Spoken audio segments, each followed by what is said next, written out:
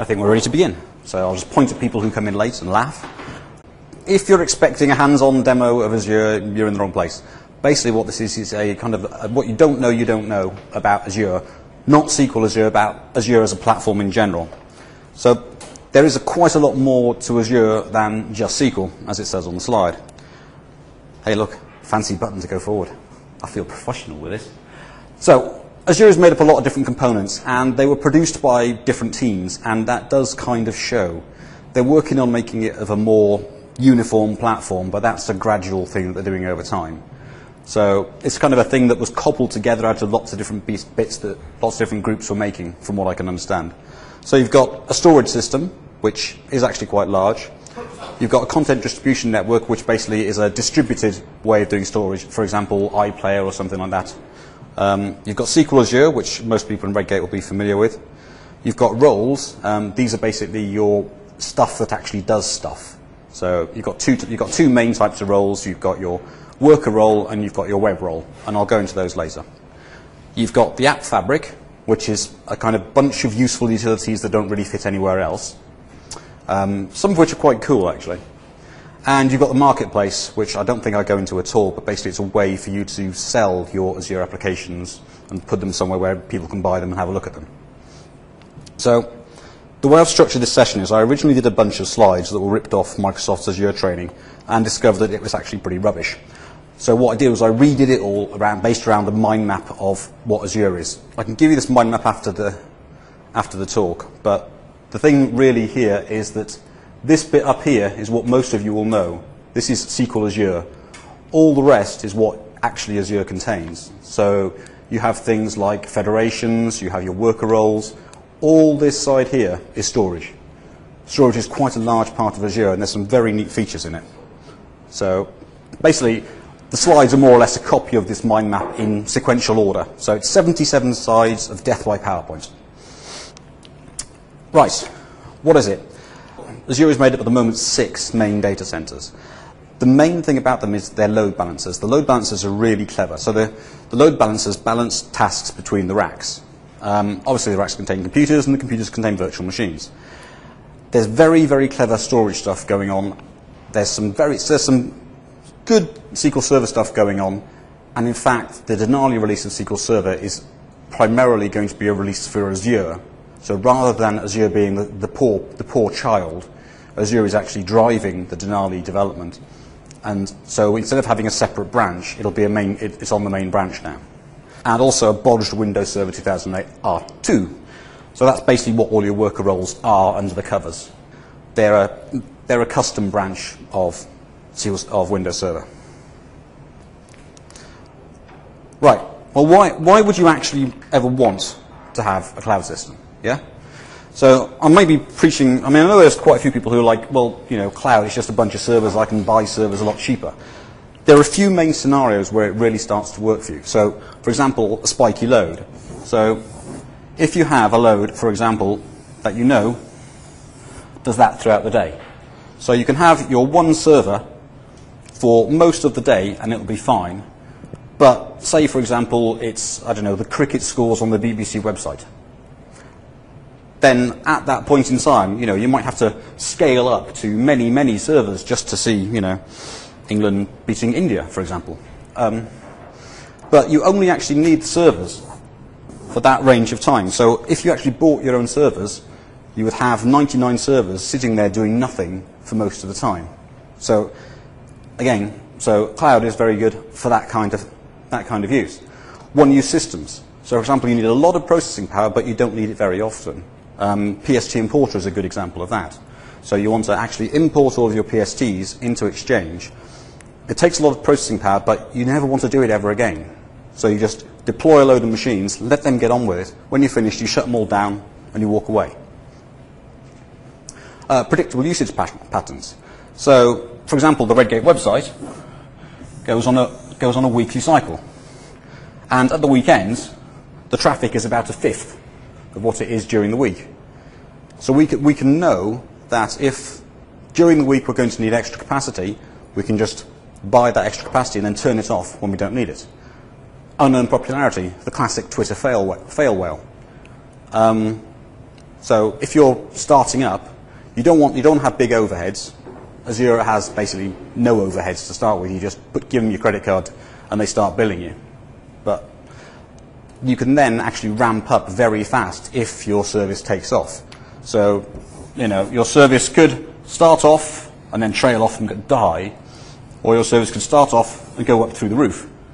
At which point, if it does that, all you do is you just keep on adding more and more capacity, be it storage, be it workers, be it web capacity, and then you can just keep on going. Once you know what your usage patterns are, perhaps you'll move some of those off the cloud again, because the cloud isn't cheap. Not yet, anyway. It's getting cheaper. Azure is also not Amazon. So the difference is, on Amazon, you have a computer, and effectively what you just have is a virtual computer. You install your software, you keep it up to date yourself, you patch it, you maintain it, you configure it, you do all that. Azure, generally, you don't do that. It does it for you. So you deploy your software to the computer, and Microsoft will actually take down your computer, patch it, and then bring it back up again on a regular basis, which is one of the reasons why you always need more than one of each role. If you only had one website role, when it takes it down to perform an update, which you can do at any point in time, your website is then down. So if you actually want the availability, you actually have to have more than one role. And those roles are guaranteed not to be on the same rack. So if the rack power, if an entire rack fails, you've got failover instantly. Generally, if a meteorite strikes the data center, though, well, okay, yeah, you'd have to have redundancies across the data centers. But again, you can do that. Any questions at any point in time, just shout. Yeah, I just got one. What is a stupid question, but what's the kind of difference between this all Azure stuff and traditional ideas of just getting some third party to host your website? Okay, so the question was, I got to do it for Mike, you see. What's the difference between hosting? This is difficult to remember the question. Hosting on a traditional hosting service and Azure. Yeah. Azure does a lot of the configurations for you. It can scale out and scale up very fast, so you can just pump up the numbers or pump down the numbers. You don't have to maintain the operating system. In fact, by default, you don't even have access to the operating system.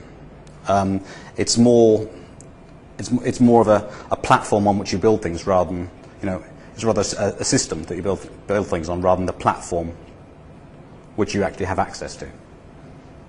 So, does that answer the question? Yeah, so so the traditional idea, you just upload your stuff to some website sort of thing somewhere. Yeah, I mean, if you upload something to a website, then they've got all the problems of, they've got to keep that up to date, they've got to configure it, they've got to sort it out for you, and it never really works, and doesn't work certainly for complex software scenarios. It could work for a basic website, but anything beyond that, you're asking for trouble, really. Right, where are the data centers? Any slide you see animation on is one I've ripped from Microsoft, because I'm lazy that way. So, at the moment, there's 2 in Europe, 2 in the US, 2 over in East Asia. Microsoft are a bit closed-mouthed about exactly where they are, for security reasons. I'm sure none of the locals really know where they are, great big factory that uses an awful lot of power. No idea. But the idea is that you host your services closest to your base of users. So, and you can also host your service in lots of different places.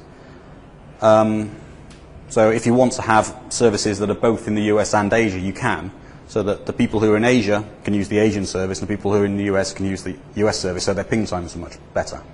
There are about 20 more sites which are just for the content distribution network. So these are even closer geographically to people.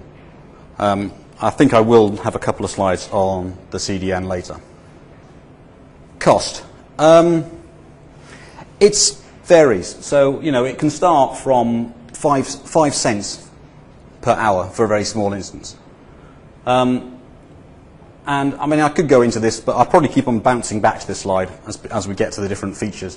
One of the really key things to notice is SQL Azure is about $10 per month for 1 gigabyte, which, yeah, isn't too bad until you actually realize that storage is 15 cents per gigabyte per month. So Azure storage is a lot cheaper. Be that blob storage, be that table storage, be that queues. It's a lot cheaper than a SQL database. The compute per hour cost, is that per CPU hour? No, that's not per CPU hour. That is actually per hour of it being available.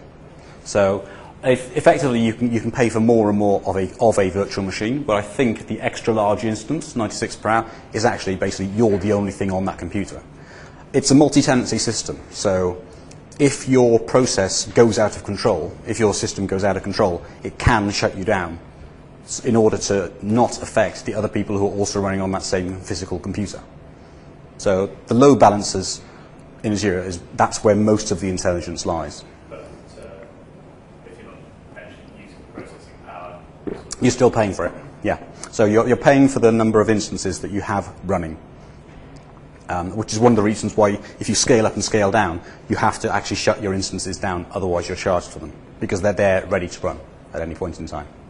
Deployment isn't instantaneous, but it's not too bad. It's about 15 odd minutes at the moment. And that's a manual operation, isn't it? It's only a case of it detecting that you're using a lot of CPU and spinning you out more instances. Yeah, so the question was, is it an automatic operation to spin out more instances? The answer is no. At the moment it's not automatic. There are tools that can assist with that, so they can look at your CPU usage, and according to some rules you define, they can actually create more instances or destroy more instances. It's something that I believe Microsoft are going to look into, and if they don't, I'm sure there'll be third parties that will fill the gap. Right. Starting, SQL Azure.